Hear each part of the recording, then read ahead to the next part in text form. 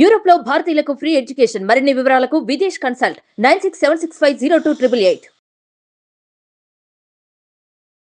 Hello Sudheer Sandra గారు. Hello Nagaraj గారు. పిల్లలు ఎదిగే కొద్దీ టీనేజ్లో ఒక రకమైనటువంటి తప్పులు చేస్తారు. అంటే స్కూల్ డేస్ నుంచి కనుక మనం మాట్లాడుకోవాలి, కాలేజ్లో కొన్ని తప్పులు చేస్తారు, తర్వాత పీజీకి వచ్చేసిన తర్వాత కొన్ని తప్పులు చేస్తూ ఉంటారు, ప్రొఫెషనల్ లైఫ్లో కొన్ని తప్పులు చేస్తూ ఉంటారు. వాళ్ళకి ఏంటంటే మెంటల్ అగోనీ అనేది హాంట్ చేస్తూ ఉంటుంది. ఆ బాధ, మానసిక వేదన అనేది ఒక గిల్ట్ వచ్చేస్తుంది. అరే నేను తప్పు చేయకుండా ఉండాల్సిందిరా అనేటువంటి ఆలోచన అయితే డెఫినెట్గా జరుగుతుంది. దాని నుంచి బయటపడడానికి చాలామంది ఒక జీవితకాలం కూడా సరిపోదు, అవును, అట్లే మిగిలిపోయి ఉంటారు. దాన్ని ఎలా సార్ అసలు దాన్ని ఫేస్ చేసి బయటికి రావాలి అంటే ఎలా? ఎందుకంటే వాళ్ళ వీడియో చూసేటువంటి ప్రతి ఒక్కరి స్టోరీ అంటే ఏదో రకంగా తప్పు చేస్తుంటారు. మదర్ విషయంలో తప్పు చేస్తుంటారు, గర్ల్ ఫ్రెండ్ విషయంలో తప్పు చేస్తుంటారు, బ్రదర్స్ విషయంలో తప్పు చేస్తుంటారు, సిస్టర్స్ విషయంలో తప్పు చేస్తుంటారు, లేదా చదువుకునేటప్పుడు చేసేటువంటి అల్లరి పనుల వల్ల తప్పు చేస్తుంటారు. బట్ అది హాంట్ చేస్తూనే ఉంటుంది జీవితాంతం. అరే నేను ఎందుకులా చేశాను అని 4 గదుల్లో కూర్చొని భయంకరంగా ఏడుస్తారు. ఎలా సార్ అసలు ఆ సిచ్యువేషన్ ఎలా ఫేస్ చేయాలి, ఎలా బయటపడాలి? ఫస్ట్ ఆఫ్ ఆల్ పొరపాటు తప్పులు 2 ఉంటాయి. పొరపాటు అంటే తెలియకుండా ఏదో ఒకటి జరిగింది, ఓకేనా, తెలిసి దాన్ని అలాగే రిపీట్ చేస్తుంటే దాన్ని తప్పు అంటాం. తెలిసి కూడా దానికి ఈ పరిణామాలు జరుగుతాయి, దీనికి కాన్సిక్వెన్స్ ఉంటాయని తెలిసి చేస్తే దాన్ని తప్పు అంటాం. ఈరోజు మీరు అన్నారు కదా, యూత్లో కానీ టీనేజ్ అడాలసెన్స్లో చాలామంది తప్పులు చేస్తుంటారు, పొరపాట్లు చేస్తుంటారు. కానీ మీకు ఒక చిన్న విషయం చెప్తాను. నన్ను బాగా ఇన్స్పైర్ చేసిన ఒక ఇన్సిడెంట్ ఉంది. ఎంత ఇన్స్పైర్ అంటే అసలు నిజంగా ఈ ఏజ్లో కూడా ఇలాంటి వ్యక్తులు ఉన్నారా, ఈ జనరేషన్లో ఉన్నారా అనిపించే విధంగా నన్ను ఇన్స్పైర్ చేసిన ఒక ఇన్సిడెంట్. మీరు ఇందాక జీవితాంతం వెంటాడుతుంది, జీవితాంతం వేధిస్తున్నారు కదా, అది అబ్సల్యూట్లీ రాంగ్. ఓకే, ఎందుకో చెప్తాను. అది జీవితాంతం వేధించదు. మీరు దాంట్లో పెట్టుకొని దాన్ని జీవితాంతం అలాగే అనుకుంటూ నాకు జరిగిపోయింది, నా జీవితం ఇంత అయిపోయింది అనుకుంటూ ఉంటే తప్పు ఇన్సిడెంట్ కాదు, మనం లోపల పెట్టి ప్రాసెస్ ఎలా చేస్తున్నామో దాన్ని తప్పు. అలా కాకుండా నన్ను బాగా ఇన్స్పైర్ చేసిన ఒక పర్సన్ ఉన్నాడు.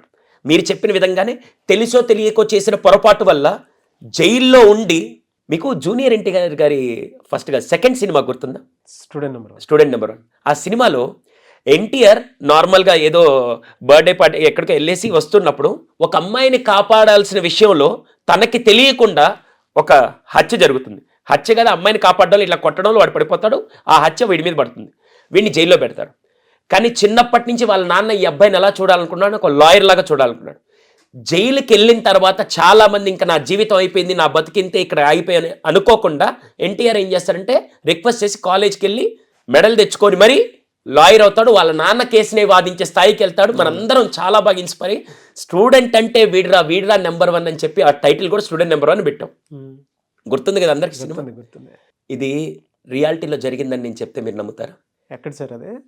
జైలుకి వెళ్తే మేము మామూలుగా చెంచల్గూడ లేకుంటే చెర్లపల్లి వీళ్ళు జైల్లోకి వెళ్ళి అప్పుడప్పుడు మేట్స్తో మాట్లాడుతున్నప్పుడు దాంట్లో తప్పులు చేసిన వాళ్ళు, ఫర్ ఎగ్జాంపుల్ 100 మంది జైల్లో ఉన్నారనుకోండి, కావాలని తప్పు చేసి కావాలని రివెంజ్ తీర్చుకొని జైలుకి వచ్చిన వాళ్ళు ఒక 40 నుంచి 50% మంది ఉంటే 50% మంది తెలియక పొరపాట్లు చేసి చెడు సావాసాల వల్ల, చెడు వ్యసనాల వల్ల, చెడు వ్యక్తులతో ఉండడం బట్టి, అనివార్య కారణాల వల్ల ఆవేశాల్లో చేసి తప్పులు చేసిన వచ్చిన వాళ్ళు ఒక 50% మంది ఉంటారు. అలాంటి ఒక అబ్బాయి నంద్యాలలో తెలిసో తెలియక ఒక పొరపాటు చేసి జైలుకి వెళ్తే అతను చేసిన పొరపాటుకు కాను, అది తప్ప పొరపాటు అనేది పక్కన పెడితే జీవిత ఖైదేశారు. అంటే 14 ఏళ్ళు ఇతను జైల్లో ఉండాలని శిక్ష వేస్తే, మామూలుగా అందరి ఖైదీల్లాగా ఇతను జైల్లో కూర్చొని ఇంకా నా జీవితం అయిపోయింది, నా బతుకు అయిపోయింది, ఇక్కడ ఆగిపోవడం అని మాట లేకుండా మైండ్ని స్ట్రాంగ్ చేసుకొని, నేను ఇందా చెప్పాను కదా, తప్పు జీవితంలో ఎప్పుడైనా జరగచ్చు, ఏదైనా జరగచ్చు, కానీ ఇతని మైండ్ని మాత్రం అక్కడ ఆపేసుకోకుండా చేద్దామని చెప్పి అతనికి నా శిక్ష ఏదైతే ఉందో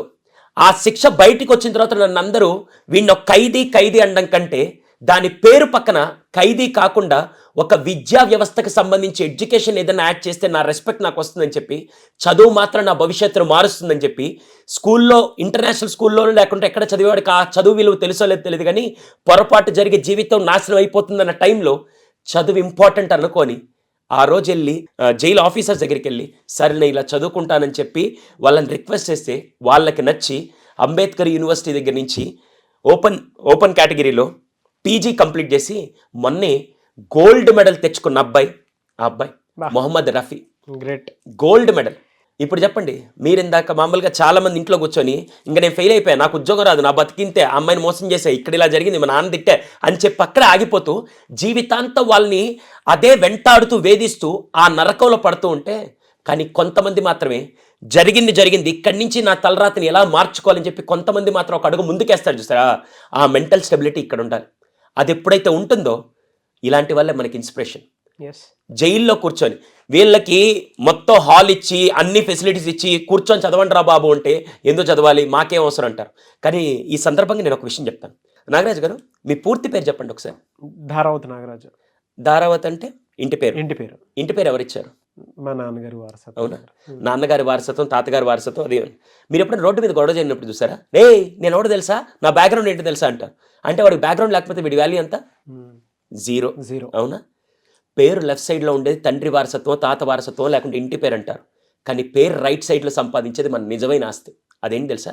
ఈరోజు నేను ఇక్కడ కూర్చుంటే మీరు నాకు ఎందుకు రెస్పెక్ట్ ఇస్తున్నారు తెలుసా? నేను ఏ కార్లో వచ్చాను, నా దగ్గర ఎంత బంగారం ఉంది, ఎంత ల్యాండ్ ఉంది, ఎంత డబ్బు ఉందో కాదు. నా పేరు పక్కన రైట్ సైడ్లో నేను సంపాదించి సైకాలజిస్ట్ అనే డిగ్రీని చూసి మీరు నాకు రెస్పెక్ట్ ఇస్తున్నారు. ఈరోజు మీకు నేను ఎందుకు రెస్పెక్ట్ ఇస్తున్నా అంటే మీ పేరు పక్కన ఒక డిగ్రీ ఉంది కాబట్టి నేను మీకు రెస్పెక్ట్ ఇస్తున్నా. మీ దగ్గర ఎంత డబ్బునో నాకు అనవసరం. ఈరోజు ఎందుకు చదవాలంటే మా అమ్మ రోజు క్యారేజ్ పెట్టిస్తుంది, మా నాన్న రోజు ఫీజులు కడుతున్నాడు, మా టీచర్ మా వెనకాల పడుతున్నాను కాదు. ఈరోజు నుంచి ఎవరి కోసం చదవాలంటే మీ పేరు పక్కన రైట్ సైడ్లో సంపాదించే ఆస్తి. నేను ఒక చిన్న విషయం అడుగుతాను. ఈరోజు ఒక 10వ క్లాస్ కుర్రాడు, ఒక ఇంటర్, ఒక డాక్టర్ని, ఈ ముగ్గురు నిలబెడితే సమాజం ఎవరికి ఫస్ట్ రెస్పెక్ట్ ఇస్తుంది? డాక్టర్. ఏం మిగతా ఇద్దరు మనుషులు కదా? ఎందుకంటే ఫస్ట్ గౌరవం. నేను చిన్న విషయం చెప్తాను. రోడ్డు మీద ఒక అడ్రస్ ఎత్తుక్కుంటూ వెళ్ళారు. ఒక ఎస్ఐ గారు, సిఐ గారు నిలబడుకున్నారు. ఆయన దగ్గరికి వెళ్ళి భయ్యా ఈ అడ్రస్ ఆడని చెప్పు అంటారా? సార్ ఈ అడ్రస్ ఆడుందో చెప్పంటారా? సార్ ఈ అడ్రస్ ఆడుందో ఏమి మామూలుగా అడగచ్చు కదా. అదే ఒక కిరాణా షాప్కో లేకుంటే ఒక నార్మల్ పెట్రోల్ బంక్ వెళ్తే మాత్రం భయ్యా 100 రూపాయలు పెట్రోల్ కొట్టు అంటారు. సార్ అనరు అక్కడ. ఎందుకు? నేను ఎవరిని కించపరచట్లేదమ్మా. వృత్తి వల్ల, ఎడ్యుకేషన్ వల్ల ఒక వ్యక్తి గౌరవం వస్తుంది. ఈరోజు మనకి ఫస్ట్ మిమ్మల్ని స్కూల్కి పంపించి, ఇప్పుడు ఆ అబ్బాయి ఏం చేశాడు? పేరు పక్కన రైట్ సైడ్లో ఖైదీ అనేది నాకొద్దు, నా పేరు పక్కన ఆస్తి నేనే సంపాదించుకోవాలని చెప్పి తల్లిదండ్రులు ఇచ్చిన మొహమ్మద్ అనే పేరుని పక్కన అక్కడ ఉంచి రైట్ సైడ్లో జైల్లో కూర్చొని మరి స్వర్ణ పథకం తెచ్చి పోస్ట్ గ్రాడ్యుయేటెడ్ పర్సన్ అని చెప్పి ఖైదీ అనే పేరుని చెరిపేసి పక్కన అతని డిగ్రీతో యాడ్ చేశాడు చూసారా. He is my inspiration. తన చరిత్రను తనే లిఖించాడు. అంతే కదా. ఎడ్యుకేషన్ నిజంగా అంత వాల్యూ ఇస్తుంది. ఈ రోజు మనందరం దానికోసం లెర్నింగ్ లెసన్స్ లో త్రూ ఎడ్యుకేషన్ అనే దానికి ఇదే బెస్ట్ ఎగ్జాంపుల్. ట్రూ. జీవిత పాఠాలన్నీ మనకు నేర్పిస్తాయంటే ఒక ఖైదీగా జీవితాన్ని చూసి ఎడ్యుకేషన్లో పేరు సంపాదించి జీవితంలో అంటే తన మీద ఉండేటువంటి ఒక నెగటివ్ మచ్చ ఏదైతే ఉందో దాన్ని క్లియర్ చేసుకుని ఈరోజు మనకి అంటే ఇన్స్పిరేషన్గా కనిపిస్తున్నారు అని అంటే మహమ్మద్ రఫీ గారికి నిజంగా హ్యాట్స్ ఆఫ్ అని చెప్పాలి. వీళ్ళు మళ్ళీ ఆలోచించే కోణంలో ఏం సార్ ఖైదీ నేను ఖైదీ గురించి చెప్తాను. సమస్య వచ్చినప్పుడు అక్కడ ఆగిపోకుండా, దాని గురించి కుంగిపోకుండా దాని నుంచి ఎలా బయటికి రావాలో ఆలోచించి దాని మార్గాన్ని కూడా పాజిటివ్గా ఎడ్యుకేషన్తో వాల్యుయేషన్ చేశారు చూసారా. అందుకు అతను ఇన్స్పైరింగ్ అంటున్నాను. అర్థమైందా? ఆయన పక్కన ఏ వస్తువులు లేకుండా ఆయన అంత చేశాడంటే, మీకు ఇంటర్నేషనల్ స్కూల్లో చదివిస్తూ పక్కన అంతమంది టీచర్లు పెట్టి ఇంట్లో పేరెంట్స్ నానా చాకరీలు చేసి అన్ని అవసరాలు ఇచ్చి అన్ని చేస్తుంటే వీళ్ళు లాడ్లాగా కూర్చొని ఏముందిలేరా స్కూల్కి వెళ్ళకపోతే ఏముందిలే, ఎడ్యుకేషన్ ఏముందిలే అని చెప్పి డైలాగులు వేస్తుంటే అందుకు వాళ్ళకి చెప్పింది ఆ విషయం గురించి. మీరు చెప్తుంటే నాకు ఒక థాట్ వచ్చిందని అంటే జనరల్గా కామన్గా పెరిగేటువంటి పిల్లల్ని నిజంగా ఖైదీల పక్కన కూర్చోపెడితే మామూలుగా అంటే వాళ్ళు మీరు ఇందాక ఒక మాట అన్నారు కదా, ఒక ఇంటర్, డిగ్రీ, పీజీ, డాక్టర్ చేసేటువంటి వాళ్ళు ఎవరికి ఇంపార్టెన్స్ ఇస్తారని అంటే డాక్టర్ అనే టక్కన నేనే అనేసాను మామూలుగా. అంటే మిగతా వాళ్ళు మనుషులు కదా అని అంటే మనుషులే. చూడండి సెన్స్ అలా ఉంది అన్నప్పుడు వీళ్ళని కనుక నార్మల్గా చదివేటువంటి వాళ్ళని జనరల్ ఎన్వైర్న్మెంట్ అంటే స్వేచ్ఛతో కూడుకున్నటువంటి ఎన్వైర్న్మెంట్ కాకుండా జైల్లో పడేసి ఒక రోజు ఉండమనంటే వీళ్ళ మనోభావాలు కానీ వీళ్ళు కానీ మెంటల్లీ దెబ్బతినేస్తారు. అంటే ఇప్పుడున్న పేరెంట్స్ పిల్లలకి స్వేచ్ఛ ఇస్తుంటే దాని వాల్యూ అర్థం కావట్లేదు కాబట్టి చెప్తున్నాను. నిజంగా మీరు గ్రేట్ ఎగ్జాంపుల్ తీసుకొచ్చి చెప్పారండి.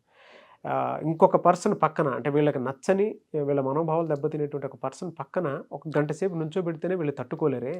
అలాంటిది వీళ్ళ మీద మచ్చపడి దాని నుంచి బయటికి రావడానికి ప్రయత్నం చేస్తూ సంబంధం లేని ఒక వాతావరణంలో ఒక ఎన్విరాన్మెంట్లో మనిషి పెరగాలి అంటే మెంటల్ ఎంతో స్ట్రాంగ్గా ఉండాలి. అది చిన్న విషయం కాదు. 4 గోడల మధ్య ఇంకా ఇప్పుడు మీరు వెళ్తే ఇప్పుడు బయటికి వెళ్తే కార్లు వెళ్ళొచ్చు, బైక్లో వెళ్ళొచ్చు, రోడ్డు మీద అన్ని వస్తువులు చూడొచ్చు. మీకు ఆ మైండ్ సెట్ ఉంటుంది. వాళ్ళకి అసలు ఏమీ లేకుండా జైల్లో 4 గదులు కూర్చొని ఇంకా ఫ్యూచర్ లేదు, హోప్ లేదని అన్న టైంలో వీడి జీవితానికి వీడే ఒక క్యాండిల్ తీసుకొని ముందుకెళ్తున్నా అంటే ఎంత గ్రేట్ కదండి, చిన్న చాలా విషయం మంది కాదు. నేర్చుకోవాల్సిన లైఫ్ లెసన్స్ చాలా ఉన్నాయి. True. ఒక ఎడ్యుకేషన్ అన్నీ నేర్పిస్తుంది, ఒక ఎడ్యుకేషన్ అన్నీ క్లియర్ చేస్తుంది, ఒక ఎడ్యుకేషన్ మన మీద నుంచి మచ్చను కూడా క్లియర్ చేస్తున్నటువంటి దానికి ది బెస్ట్ ఎగ్జాంపుల్. పేరెంట్స్ అయినా సరే పిల్లలకి వీడియో కూర్చోపెట్టి మరీ చూపించాలని మనస్ఫూర్తిగా కోరుకుంటున్నాను. ఎందుకంటే మీ పిల్లలు తెలియకుండానే ఒక జోనర్లో, ఒక ట్రామాలో మెంటల్లీ డిస్టర్బ్ అయిపోయి ఉంటారు. కొన్నిసార్లు మీకు చెప్పొచ్చు, కొన్నిసార్లు మీకు చెప్పకపోవచ్చు. మీరు ఎంతో కంఫర్ట్ జోన్ ఇచ్చి పిల్లల్ని పెంచుతూ ఉంటే కొంతమందికి బాధ్యత తెలిసి చదువుకోవచ్చు, కొంతమంది బాధ్యత తెలియకపోవచ్చు.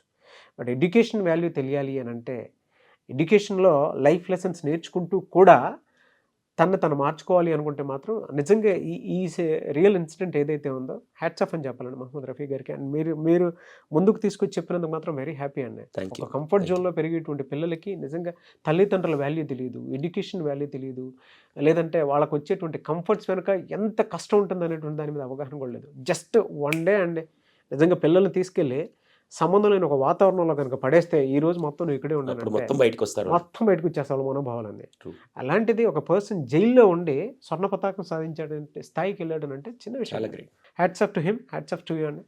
Thank you. Thank you sir, thank you so Nagaraj much Sudheer శాంట్ర గారు.